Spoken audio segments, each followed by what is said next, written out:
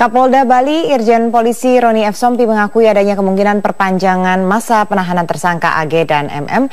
Hal ini dilakukan karena proses penyidikan kasus pembunuhan Angelin masih menunggu hasil uji forensik dan laboratorium sehingga menguatkan keterangan AG.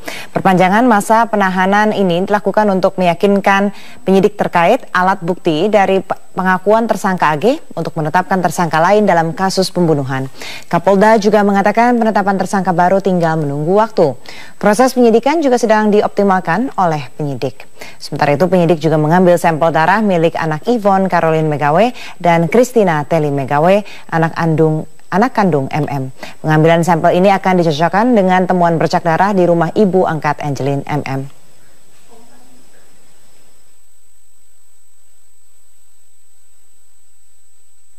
Soal waktu, kita melihat masa penahanan tersangka yang ditahan, dia hanya punya waktu 20 hari bagi penyidik ketika menahan seorang tersangka, dan apabila kurang masih punya 40 hari lagi ya yang bisa kita gunakan agar penyidikan ini maksimal.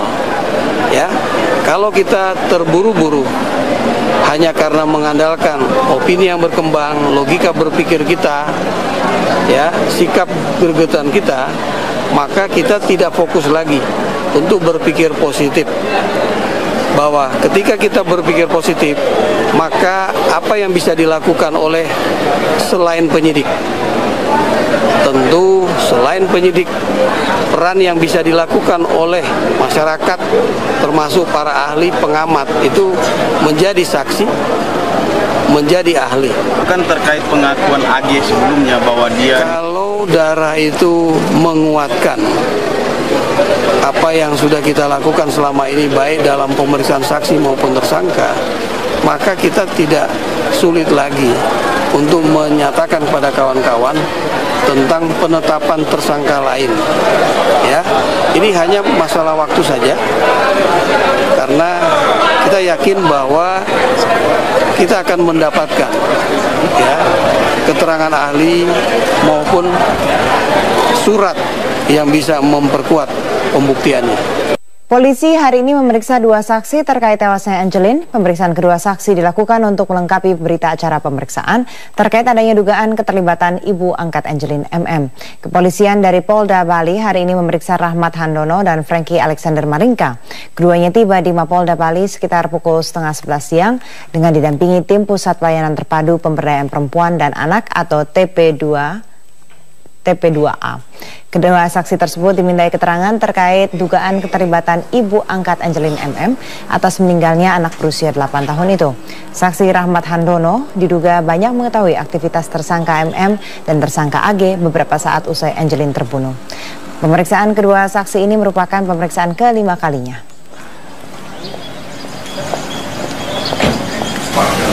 Kita telah tersambung melalui sambungan telepon dengan Hotman Paris Hutapea, pengacara dari AG, tersangka pembunuhan Angelin. Selamat sore, Pak Hotman Paris.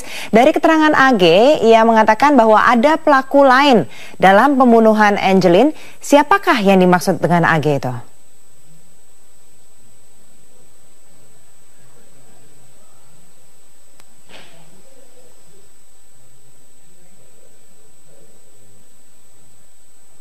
Sayang sekali kami terputus sambungan telepon dengan Hotman Paris Hutapea, pengacara dari tersangka AG, pembunuh dari Angelin bocah 8 tahun. Kami terus mencoba untuk tersambung kembali. Seperti diketahui, Hotman Paris Hutapea juga baru bergabung dalam tim pengacara yang sebelumnya diketuai oleh Haposan Sitompul. Dan kemarin Haposan Sitompul juga menyatakan bahwa AG membeberkan pernyataan yang memberikan bisa dijadikan alat bukti lain bahwa sebenarnya pembunuh dari Angelin adalah ibunya, yaitu MM. Dan kita akan ke informasi berikutnya sambil menunggu sambungan telepon dengan Bapak Hotman Paris. Apakah sudah tersambung? Selamat sore, Pak Hotman Paris. Apakah Anda bisa mendengar suara saya? Selamat sore. Sore, Pak Hotman. Dari keterangan AG, ia mengatakan bahwa ada pelaku lain dalam pembunuhan Angelin. Siapakah yang dimaksud dengan klien Anda itu? Agus mengatakan di BAP bahwa pelakunya adalah majikannya. Okay? Itu satu. Tadi malam saya berdebat di TV One dengan Dion, asistennya Hotma Sitompul. Di situ saya makin yakin bahwa memang ada sesuatu yang tidak beres. Darah pertama kali itu, Agus mengatakan bahwa pembunuhan terjadi di kamarnya majikannya. Kemudian segera setelah terbongkar, penyidik mengambil sampel darah dari kamar majikannya. Yang sampai sekarang kita nggak tahu hasilnya apa. Tapi tadi malam ternyata hasilnya tahu asisten pengacara Hotma Sitompul, yaitu Dion, dia mengatakan itu darah kucing. Dari situ saya sebagai pengacara yang sudah 30 tahun yakin bahwa memang ada sesuatu yang tidak beres. Tidak mungkin pengacara dari kantor Hotma Sitompul mengatakan itu darah kucing kalau bukan sudah ada bersamaan dengan pendapat oknum di Denpasar. Mana mungkin ada darah kucing di kamar majikan pada saat pembunuhan terjadi, dan pembunuhan terjadi di kamar majikan tersebut menurut Agus. Makanya Propam Mabes harus segera turun ke Denpasar untuk memeriksa, karena darah yang pertama itu kan yang diambil adalah darah yang sebelum Mabes Polri turun. Waktu itu masih Polresta. Itu darah yang otentik sebagai bukti. Tapi kalau tiba-tiba disebutkan itu darah kucing, berarti pengacaranya mengatakan begitu, itu kemungkinan besar itu sudah disesuaikan dengan pengacara pihak aparat terkait di Denpasar. Karena nggak mungkin pengacara mengatakan itu tanpa dapat koordinasi dengan pihak Denpasar. Makanya saya lihat ada yang tidak beres ini dari awal. Oke, Bang Hotman, saya ingin ulangi lagi tadi pernyataan Anda. Jadi darah yang ditemukan di kamar tersangka MM. Agus mengatakan bahwa dia dipanggil ke kamar majikannya, di mana Angelin sedang dijambat dan dibenturkan ke tembok dan berdarah. Oke? Kemudian setelah kuburan Angelina dibongkar tanggal 10 Juni, kemudian aparat Denpasar menemukan darah. Itulah pertama kali menemukan darah di kamar di kamar Margaret. Ya. Itu kan selama ini kita bertanya terus. Saya begitu masuk dalam perkara ini, saya tanya, hasil darah itu gimana? Kemarin waktu ILC, Kapolda mengatakan kepada Denpasar bahwa hasil itu tidak bersesuaian, tidak bisa jadi barang bukti katanya. Saya bingung. Baru tadi malam terjawab bahwa Dion, asisten Hotma Sitompul, mengatakan itu darah kucing. Oh, bisa darah kucing masuk ke kamar majikan pada hari pembunuhan.